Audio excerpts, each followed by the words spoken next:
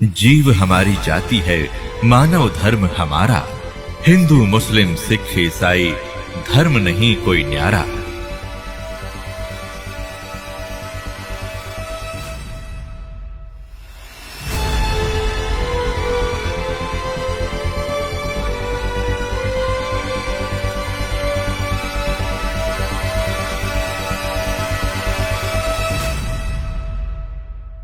तो अब क्या है, उसी प्रसंग पर आते हैं।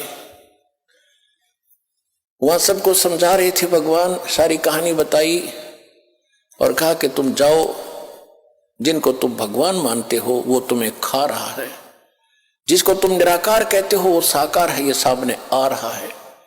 जब उन सभी जीवों ने देखा कि ये सामने, ये है वो तुम्हारा निराकार का ज्योत निरंजन, ज्योत स्वरूपी अलख निरंजन, और ये है वो ब्रह्म जिसको तुम ब्रह्म कहते हो। ब्राह्मणों, ये है तुम्हारा ब्रह्म और तुम्हारी अक्ल मारी जा रही है।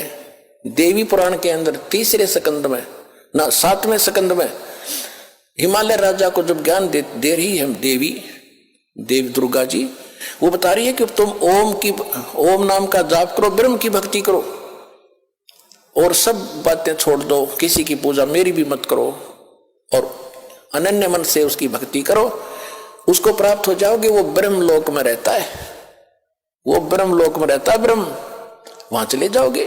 और ये नहीं कोई निराकार, फिर निराकार की तरह तो सब जगह है। पुराणों को भी ना समझाएंगे। वेद पढ़े पद पर भेद न जाने, ये बाँचे पुराण 18, और पत्थर की पूजा करें ये भूल गए सिरजनहारा। कहते हैं वेद पढ़े पढ़ भूले अर्थ ना खुले। वेद पढ़े अर्थ ना, पढ़ भूले, पढ़ तलिया लेकिन अर्थ ना खुले, इसलिए ब्राह्मण मोक्ष प्राप्ति नहीं कर सके। फिर क्या बताया, गुरु बिन वेद पढ़े जो प्राणी, समझुन सौर रहे अज्ञानी। गुरु बिन काहु न पाया ज्ञाना, जो थूथा बूछड़े मूड किसाना। अब जैसे सरसों का जोड़ा होता है भूस, या ये धान निकालते हैं उसकी प्राण भूस होता है, और कोई मूर्ख उस प्राण में ठाठा पटकन लग रहा हो और कोई इसको कहे क्या कर रहा है कि धान निकाल रहा हूं धान इसमें थोथे भूस में माथा मार रहा है। तो जब तक सतगुरु नहीं मिलेगा तो ये अन्य साधनाएं हैं, थोथा भूस कुटना, तो इससे कुछ लाभ नहीं होना, कितना प्रयत्न कर लो।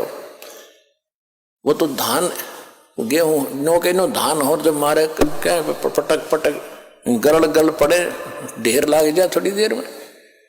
तो वो सतगुरु आज ये दास है उस परमात्मा का भेजा इस कलयुग में, ये याद रख लियो।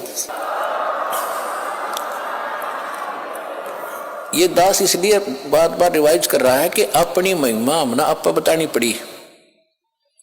परमात्मा खुद आए थे, हम ही अलख अल्लाह हैं, कुतुब गोस और पीर, गरीबदास खालिक दनी हवरा नाम कबीर। ए स्वामी सृष्टा में सृष्टि हमारे तीर, दास गरीब अधर बसों में अवगत सत कबीर। पर ना समझ आई, जब स्वामी रामानंद जी को परमात्मा ऊपर ले गए, सारी स्थिति दिखाई, जब छोड़ा, जब मान गए कि दो ठोर है, एक तू भया एक से दो, और गरीबदास हम कारणे आए हो जग मगदो। बोलत रामानंद जी सुनो कबीर करतार, गरीबदास सब रूप में तुम ही बोलनहार। जब भगवान बता रहे थे सबको, कोई नहीं माना, वो भी रामानंद ने इसलिए मारना पड़ा कि आंखों देख आया। तो पुण्यात्माओं, यहां भगवान ने अपनी महिमा बतानी पड़ी, इस दास ने भी अपना बतानी पड़ी कि मैं उस कबीर का दास हूं जो सारी सृष्टि का मालिक है, और वो ज्ञान और सतगुरु आज ये दास ही है।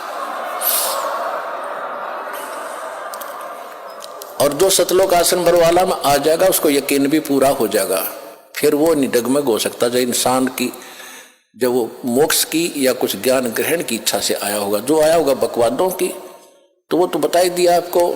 कहते हैं कोट वर्ष करो संगत संतों की, पत्थर का जल में क्या भीजे, चंदन बन में रंग ला दे, एक बांस बिटम्बी ना सीजे।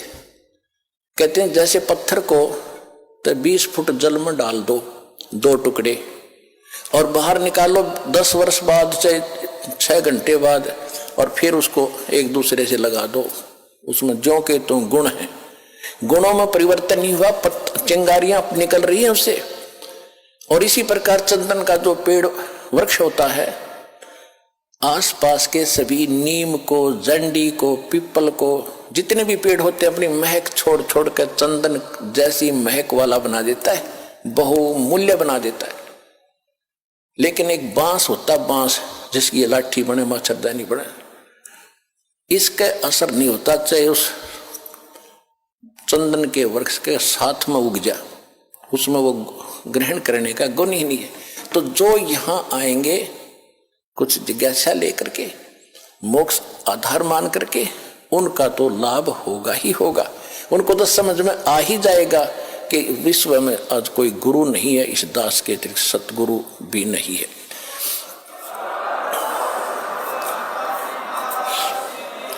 और जो आए होंगे उस पत्थर जैसे, बांस जैसे व्यक्ति हैं, उनका असर होना ही नहीं। वो तो वही फिर कबाड़ में वे क्या करें, कि तो किले में चढ़े जाया करें, पत्थर और काम के आएंगे। तो इस प्रकार के जो व्यक्ति हैं, जिनको इतना ज्ञान, इतना प्रमाण देखकर भी असर नहीं हो रहा कि ये सचमुच कोई बात अलग है, तो वो बताया है कि कोट वर्ष करो संगत संतन की, जैसे पत्थर का जल में क्या भीग गए, और चंदन बन में रंग ला दे, एक बांस विटम भी ना सींचे।